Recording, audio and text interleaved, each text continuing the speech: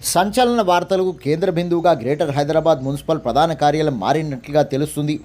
2 రోజుల క్రితమే joint commissioner స్థాయి అధికారి అక్రమ సంబంధం భార్య ద్వారా బయటపడడం సోషల్ మీడియాలో వైరల్గా మారిన విషయం మరొక ముందే అడిషనల్ కమిషనర్ స్థాయి అధికారిని బదిలీ చేసిన గ్రేటర్ బల్దియా కమిషనర్ ఇలంబర్తి ఉద్యోగుల ప్రమోషన్ల విషయమై అవకతవకలు జరిగినట్లుగా తీవ్ర ఆరోపణలు వచ్చిన నేపథ్యంలో అడిషనల్ కమిషనర్ పరిపాలనా అధికారికి మరెక్కడా పోస్టింగ్ ఇవ్వకుండా కమిషనర్ ఇలంబర్తి ఉంచడం ఇప్పుడు చర్చనీయాంశంగా మారింది.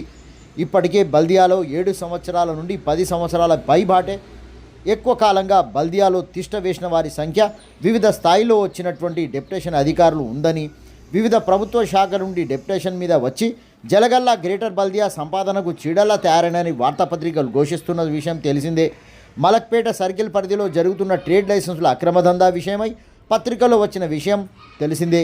కానీ గ్రేటర్ కమిషనర్ దృష్టికి ఆ విషయం రానట్టుందేమో అని అనుకుంటున్న బల్దియా ఉద్యోగులు, గ్రేటర్ బల్దియాకు డెప్యుటేషన్లపై వచ్చిన ఇతర శాఖ ఉద్యోగుల అక్రమ వసూళ్ల పర్వం తలనొప్పిగా మారిన అంశంగా మారింది.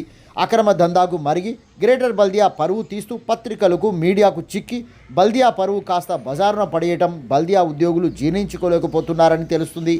గ్రేటర్ కమిషనర్ ఇలంబర్తి వారి సొంత డిపార్ట్మెంట్లకు ఎప్పటి వరకు డెప్యుటేషన్ల మీద వచ్చిన వారి పంపుతారో వేచి చూడాలి అంటున్న యూనియన్ నాయకులు.